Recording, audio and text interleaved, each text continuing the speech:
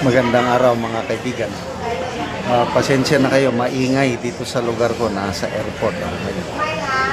Bigyan natin ng reaction, opinion itong post ni Teo Moreno. Title, Picoy version 2.0.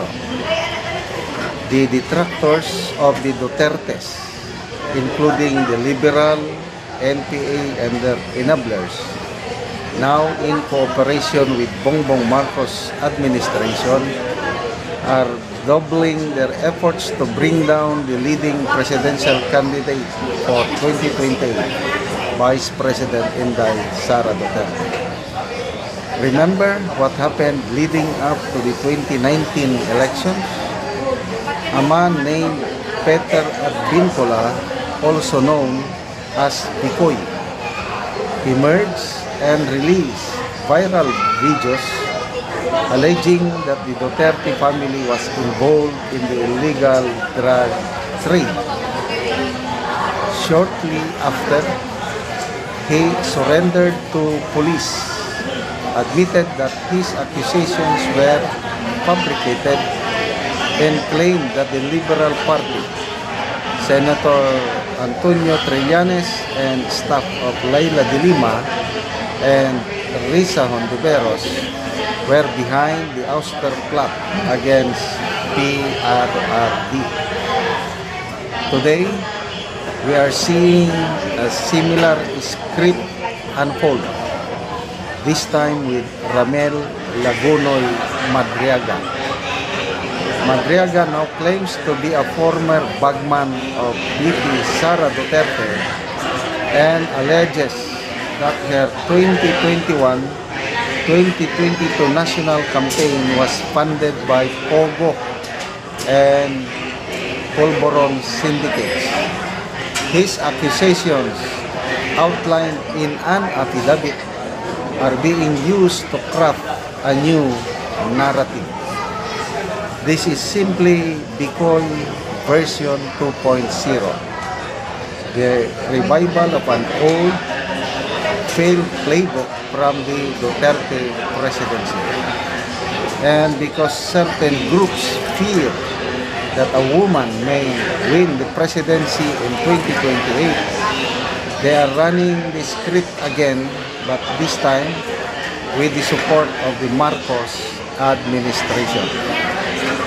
To the thinking Filipinos, do not be deceived.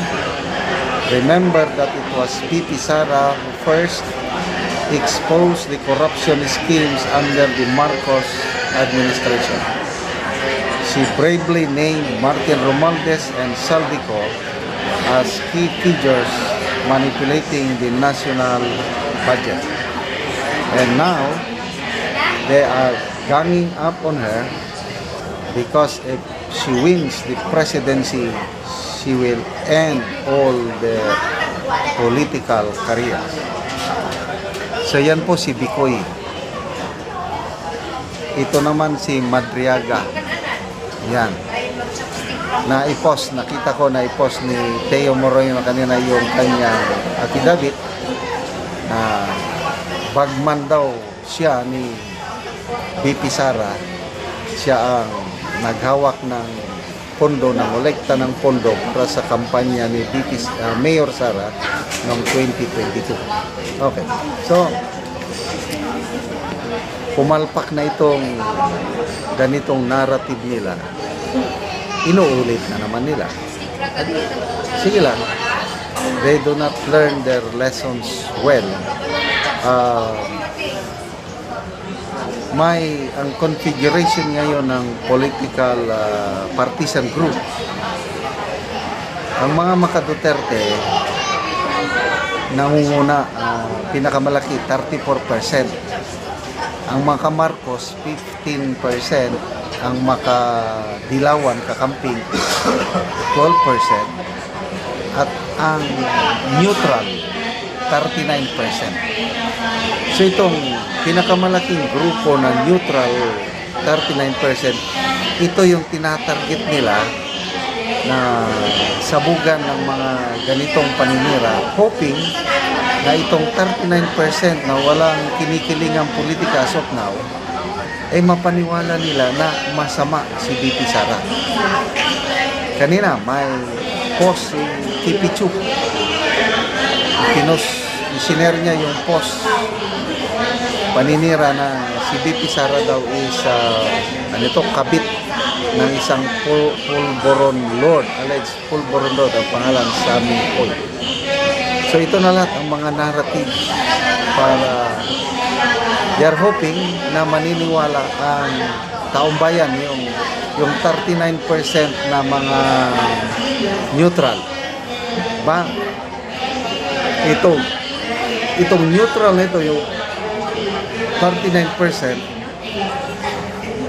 nahati sa dalaw, either sila yung walang pakialam sa nangyayari sa politika dahil sobrang mahirap sila at ang focus lang paano mag-survive, or sila yung matatalino na tinitignan nila maigi, kinikilatis itong kandidato ba hindi sila basta-basta mag-decide na sasama sa isang political color, but ibinibis nila sa performance, ibinibis nila sa yung critical thinking judgment. Nako, delikado sila kasi any critical thinker na Pilipino ma-realize nila kung ano yung propaganda, ano yung paninira, ano yung katotohanan.